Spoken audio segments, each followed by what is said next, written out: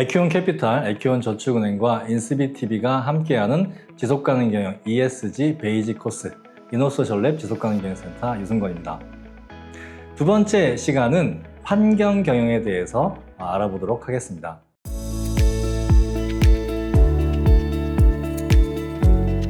네, 환경 경영도 세 가지만 여러분이 알아두시면 좋을 것 같아요. 낮추고 살리고 돌려라. 낮추고 살리고 돌려라. 한번 알아볼까요? 자, 21세기의 지속가능 경영, ESG 시대의 환경 경영은 20세기 환경 경영과 어떻게 좀 차이가 있을까요?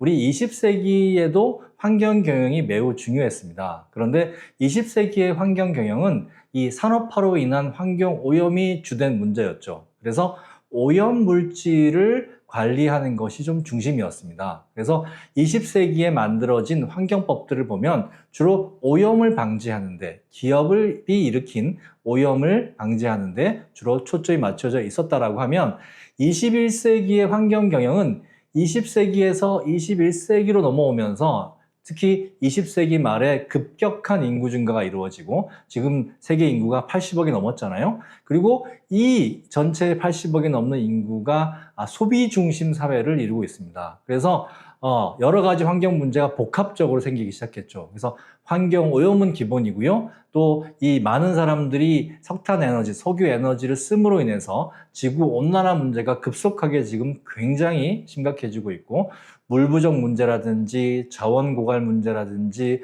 또 폐기물, 쓰레기가 넘쳐나고 있죠. 땅과 바다를 가리지 않고 쓰레기 넘침이라든지 또 이 모든 것들을 아우르는 생태계 파괴 문제라고 하는 것들이 생겨나고 있습니다. 그래서 21세기의 환경 경영은 문제가 더 심각해지고 관리할 것이 훨씬 더 많아진 것이 현재 환경 경영의 우리 문제라고 할 수 있습니다. 그렇다라고 하면 우리 21세기 지속가능 경영 시대의 환경 경영의 글로벌 초점은 무엇일까요? UNEP, 우리 UN 환경 계획에서는 환경 경영의 초점을 세 가지로 지금 얘기하고 있습니다. 1992년에 브라질 리우에서 이 세 가지에 대한 부분들을 얘기했는데요. 첫 번째가 우리 지구 온난화에 대한 부분들입니다.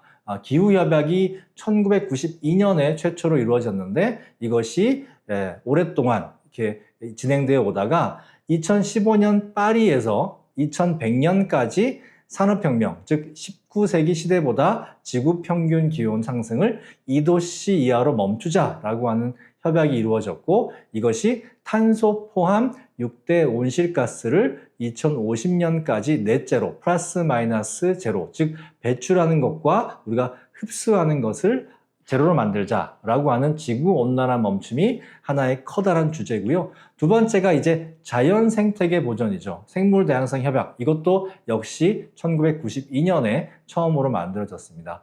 20세기 말과 21세기 초에 생물 멸종 속도가 100배나 빨라졌다고 합니다. 그 전에 보다 말이죠. 20세기만 하더라도 2만 종 이상이 멸종했다라고 지금 UN 보고서에서 나오고 있습니다. 그래서 생물 보호지대를 확대하고 멸종 위기종을 보호하고 또 남획을 금지하는 일들을 해야 된다라고 하는 이 자연 생태계 보전이 두 번째 또 초점이고요. 마지막으로는 이 순환 경제에 대한 전환이죠. 이 순환 경제는 어떻게 해요? 지금 자원이라고 하는 것을 꺼내가지고 사람들이 물건을 만들어서 쓴 다음에 다 폐기해 버리잖아요. 이러면 환경 오염도 많이 시킬 뿐만 아니라 자원 감소도 이루어지니까 한번 캐어낸 자원을 계속해서 가능하면 오랫동안 반복해서 쓰자라고 하는 것이 바로 이 순환 경제. 그래서 자원이 줄어드는 것도 우리가 좀 줄이고 환경 오염이 늘어나는 것도 줄이고 이런 부분들이 순환 경제인데요. 이 중에서도 2022년부터 지금 준비하고 있는 국제 플라스틱 협약이라는 게 있습니다.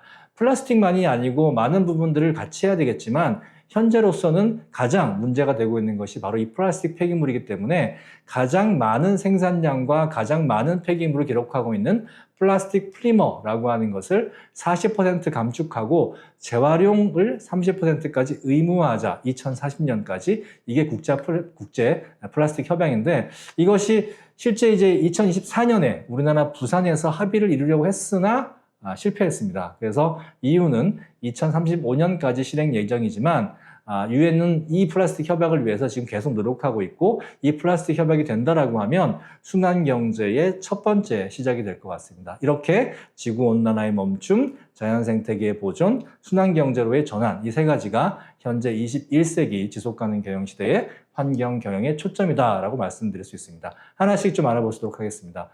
첫 번째, 온도를 낮춰라 라고 하는 점이죠.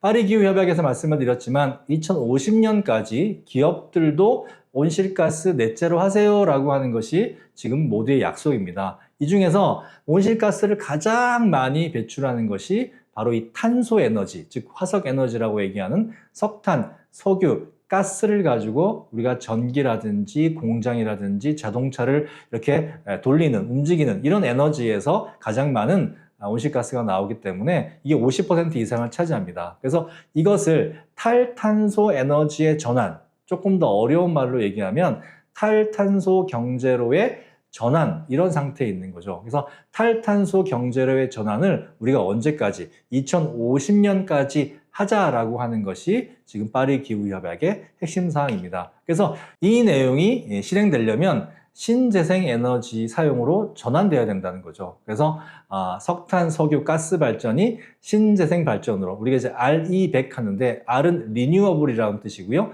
그다음에 이제 E는 우리가 에너지라고 얘기하지만 이제 에너지라기보다는 전기에 해당됩니다. 그래서 electricity라고 하는 RE100을 하자라고 하는 것이고요. 두 번째가 이 공장이라든지 주택에서 많이 사용하고 있는 석탄, 석유, 가스 보일러도 신재생 전기 보일러로 가자. 그래서 태양광이라든지 이런 걸로 바꾸자라고 하는 것이고요. 마지막으로 휘발유, 경유, 차량 이런 부분들 또 운송수단 이런 부분들을 전기, 신재생 전기로 충전하는 이런 것으로 바꾸자라고 하는 것이 기업들에게 요구되는 사항이라고 할 수 있습니다. 또 한 가지는 낮추는 것도 중요하지만 온도 상승에 대비하는 것도 중요합니다. 이걸 클라이밋 크라이시스라고 해서 기후 위기 또는 기후 재앙이라고 지금 얘기하고 있는데요. 지구 온도가 올라가면 이런 많은 문제들이 일어날 거예요 라고 해가지고 폭염이라든지 빈곤 굶주림, 해수면 상승, 산불, 자연재난, 갈증과 가뭄, 바다의 사막화, 공기의 문제, 질병의 문제 이런 문제가 수두룩하게 발생을 현재 하고 있죠. 여러분들이 뉴스라든지 다큐멘터리 같은 것들을 보면 지금 이런 문제들이 전 세계에서 곳곳에서 일어나고 있습니다. 정말 심각한 문제들인 거죠. 이 심각한 문제들이 지금 당장 우리가 온실가스를 배출하지 않는다라고 하더라도 기존에 배출된 온실가스로 인해서 많은 문제들이 상당 기간 계속 될 것이라고 하는 거죠.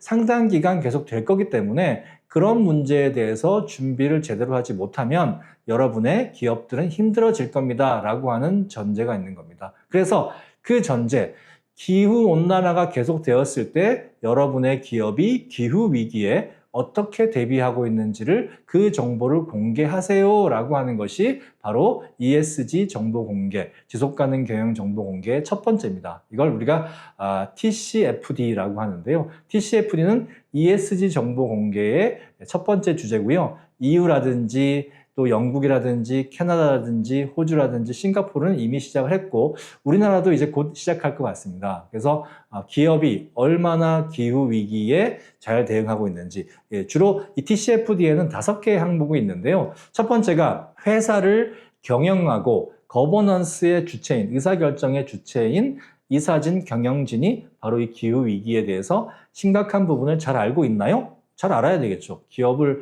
운전하고 경영하는 사람들이 기후위기에 대해서 제대로 모르고 대비를 못하면 안 되니까. 그래서 이사진, 경영진이 심각성을 알고 있나요? 또 여러분의 회사에 이 기후위기라고 하는 것이 어떤 영향을 미칠지 좀 분석을 해보세요 라고 하는 어떤 영향에 대한 분석이 필요하고요. 세 번째가 그 영향을 분석했으면 우리가 더워지고 또 예를 들어서 빈곤이 늘어나고 굶주림이 늘어나고 자연재해가 늘어나면 우리 회사의 비즈니스는 어떻게 되지? 라고 하는 부분들에 대한 것을 우리가 한번 생각해 봤으면 그 생각한 것에 대해서 그것을 대비하는 목표나 전략이나 시나리오가 있나요? 라고 하는 것들을 또 확인하고요. 그 다음에 그것을 목표를 세우고 전략을 했으면 실행할 수 있는 프로젝트가 있어야 되잖아요. 그래서 대비를 실행할 프로젝트나 프로그램은 무엇인가요? 그리고 그 프로젝트와 프로그램을 실행했을 때 그동안 해왔던 성과는 무엇인가요? 라고 하는 것이 지금 지속가능 경영 ESG에 대한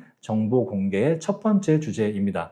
그러니까 상장사들이 지금 시작을 하지만 실제로 뭐 유럽에 있는 기업들과 거래를 하는 그런 기업들이라고 하면 상장사나 또는 기업 규모와 상관없이 이런 TCFD에 대한 정보를 또 공개해야 되는 이런 상황입니다. 이 TCFD에 대한 내용들은 이제 베이직 코스가 끝나면 이제 매니지먼트 코스가 또 있거든요. 그때 실무편에서 자세히 또 설명을 드리도록 하겠습니다. 환경 경영의 두 번째 초점, 생태계를 되살려라. 화면에 여러분이 좋아하는 것들이 많이 지금 나와 있죠. 커피 있고, 우리 라떼네요. 그리고 초콜릿이 있고, 그 다음에 감자칩, 그 다음에 옥수수칩이 있고, 여러분 좋아하는 고기, 소고기 스테이크, 티본 스테이크가 있네요. 그리고 여러분이 매일매일 쓰고 있는 샴푸, 로션, 크림 이런 것들이 나와 있습니다. 그리고 종이, 여러분 많이 쓰시죠? 화장지를 비롯해서 사무실에서 사용하는 우리 A4 종이도 나와 있고, 여러분의 집을 구성하고 있는 그런 나무 가구들도 나와 있습니다. 그리고 여러분이 신고 있는 신발이라든지 여러분이 타고 다니는 자동차의 타이어 이런 것들이 나와 있습니다. 여러분 이제 이런 것들이 여러분이 다 좋아하는 것들인데요. 이런 것들이 바로 이 생태계를 망가뜨리는 주범이 되고 있다라고 하는 점이죠. 여러분 잘 아시겠지만 저런 뭐 예를 들어서 옥수수라든지 커피라든지 초콜릿이라든지 또는 고무를 생산하기 위한 고무나무라든지 또 화장품을 만들기 위한 팜유라든지 이런 부분들은 어디서 나오는 그냥 뭐 하늘에서 뚝 떨어지는 게 아니잖아요. 농사를 지어야 되는데 우리 인구가 늘어나니까 또 인구가 늘어나서 또 열심히 그 사람도 일을 하게 되니까 소득이 증가하게 되면 소비 욕구가 생기는 거죠. 나도 편하게 살고 싶고 더 맛있는 것을 먹고 싶고 고기도 먹고 싶고 또 자동차 타고 여행도 다니고 싶고 이런 것들 때문에 결국 소비가 증가하게 되면 어떻게 되나요? 농사 지을 땅이 부족하게 되는 거죠. 그래서 농지와 목장이 부족하게 되면 아마존이라든지 또 인도네시아라든지 아프리카에 있는 그런 어떤 예전에 오랫동안 자연을 보호하고 지구의 허파 역할을 하고 그리고 무엇보다 온실가스의 주범인 이산화탄소를 흡수해서 저장하는 역할을 했던 이 숲이라고 하는 것이 망가지게 됩니다. 그래서 산림과 생태계가 훼손되게 되고 이런 부분들이 악순환되는 거죠. 그래서 이런 문제가 결국 인구가 늘어나고 우리가 소비 중심 사회가 됨에 따라서 이런 생태계가 망가지고 있다라고 하는 점이죠. 그래서 EU는 EUDR이라고 해서 산림벌채 규정이라고 하는 것까지 만들어서 생태계를 되살려라 라고 하는 것을 요구하고 있습니다. 먼저 우리 앞에서 봤던 뭐 소고기라든지 코코아, 커피, 팜유, 대두, 목재, 고무 이런 산업을 주로 대상으로 해서 이러한 규제 품목이 EU 시장에 출시하기 위해서는 뭐 그 제품을 만드는 운영자라든지 그것을 유통하는 거래자들이 산림벌채를 통해서 생산되지 않았다는 사실을 입증하기 위한 원산지에 대한 실사를 진행해서 이 내용을 EU에게 보고해야 됩니다. 즉 우리가 수입하는 커피가 아마존 밀림 또는 뭐 인도네시아 밀림을 해치지 않고 기존에 있는 밭이라든지 또는 그 밀림을 살리는 방식으로 보통 어떻게 하냐면 그 밀림 아래에다가 나무 아래에다가 농사를 짓는 거죠. 이런 이제 방식으로 농사를 지은 것인지에 대한 것들을 확인해서 보고하라는 거죠. 이렇게 꼭 뭐 EUDR의 산림벌채 규정이 아니더라고 하더라도 이제는 산림을 파괴하는 방식으로 우리가 우리 좋은 것을 얻는다라고 하면 결국 몇 년 못 가지 않을까 싶어요. 그래서 앞으로 우리가 생산품을 살 때는 지속 가능한 방식으로 만들어진 제품을 구매해야 된다라고 하는 그런 목소리가 점점 더 커지고 있습니다. 그래서 생태계를 되살리기 위해서 우리가 할 수 있는 일이 무엇일까요?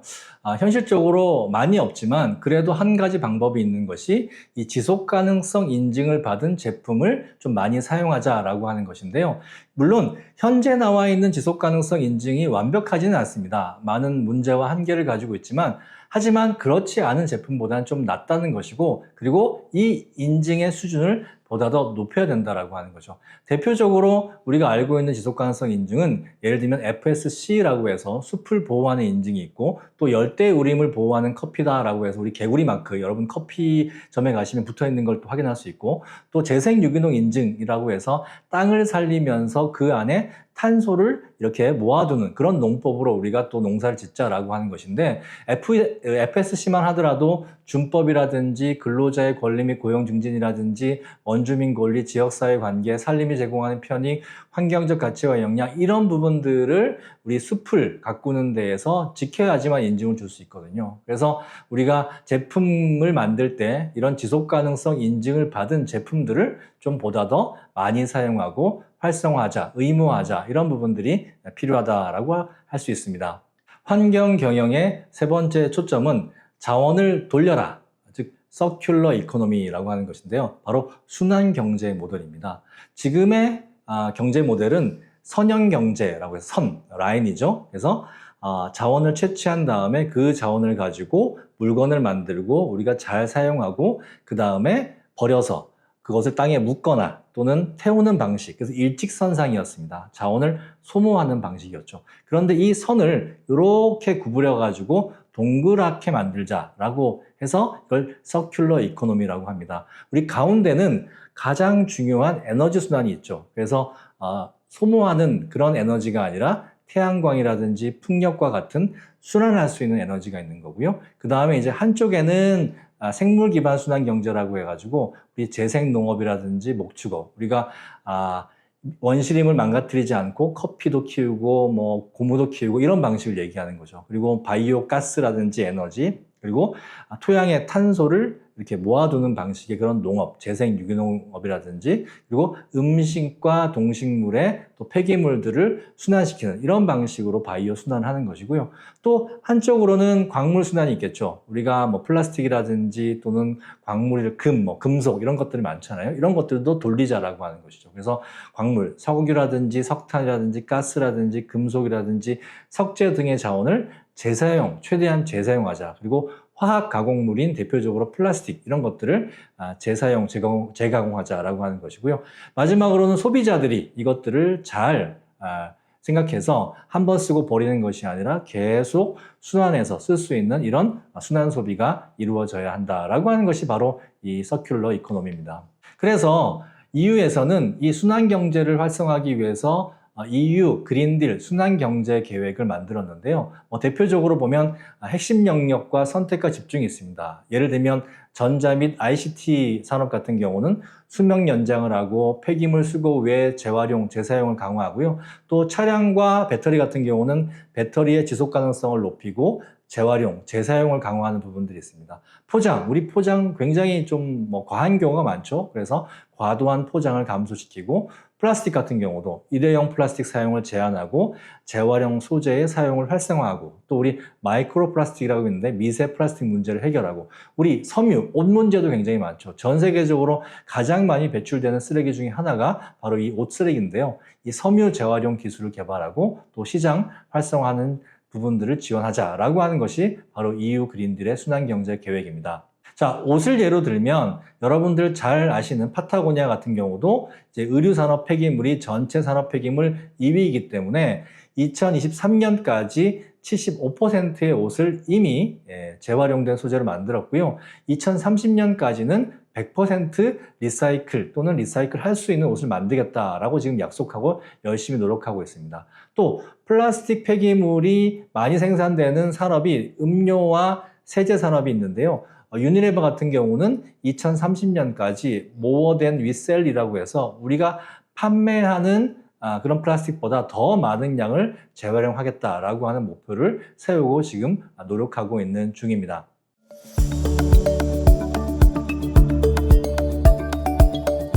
에큐원 캐피탈, 에큐원 저축은행, 그리고 인스비티비가 함께하는 지속가능경 ESG 베이직 코스 환경 경영에 대해서 알아봤습니다. 우리 21세기의 환경 경영 세 가지 초점이 있다고 했는데 낮추고 살리고 돌려라.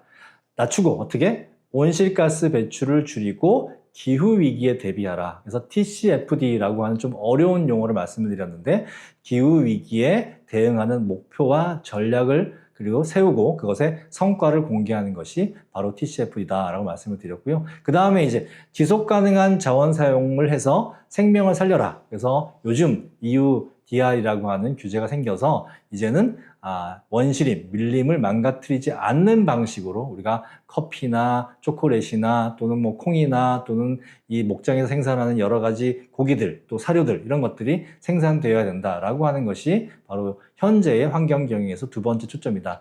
마지막으로는 이런 부분들을 온실가스도 줄이고 또 자원도 우리가 아끼기 위해서는 어떻게 경제 모델을 소비 모델, 수모 모델이 아니라 원형 모델, 이제 서클 모델로 만들어서 우리가 순환 경제 비즈니스로 자원을 돌려야 된다라고 하는, 그래서 낮추고 살리고 돌려라라고 하는 말씀을 드렸습니다. 지속가능 경영 ESG에서 환경 경영에 대한 말씀을 드렸습니다. 낮추고 살리고 돌려라. 어렵지 않죠? 우리 모두가 할 수 있습니다. 우리 다음 시간에는 우리 사회가치 경영에 대해서 알아보도록 하겠습니다. 강의 들어주셔서 감사합니다.